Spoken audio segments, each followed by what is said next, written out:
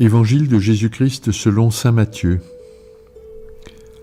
En ce temps-là, Jésus disait à ses disciples : « Si ton frère a commis un péché contre toi, va lui faire des reproches seul à seul.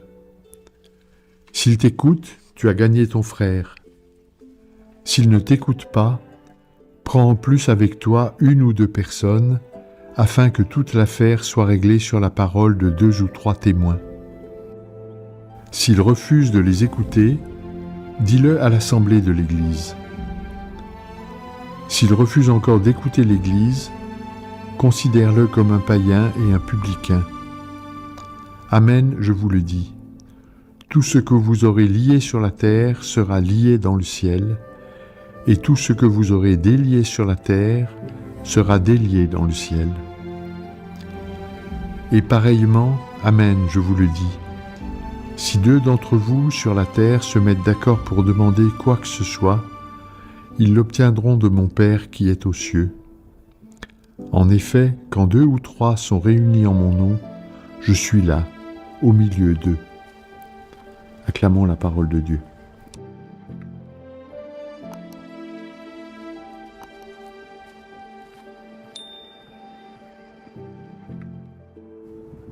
Qu'as-tu fait de ton frère ? L'Évangile est un appel permanent à voir en toute personne un frère, une sœur. Il nous apprend à tout mettre en œuvre pour qu'aucun, aucune ne soit laissé sur le côté, méprisé ou tenu pour rien. Dans cette vie fraternelle, il arrive qu'il y ait des conflits, des tensions, des portes qui claquent, des mots plus forts que les autres, des blessures. C'est alors que Jésus nous invite à être des réconciliateurs. Il nous propose une démarche progressive, personnelle et communautaire pour essayer de résoudre les difficultés de communication qui apparaissent entre nous. La correction fraternelle. À Caïn, qui venait de tuer son frère Abel, Dieu demande « Qu'as-tu fait de ton frère ?» Et Caïn de répondre « Suis-je le gardien de mon frère ?» L'Évangile répond « Oui ». Nous avons une responsabilité les uns envers les autres. Nous faisons partie de la même humanité et nous avons partie liée avec cette humanité. Jésus nous dit ce matin que la communauté ne doit pas ériger des barrières définitives.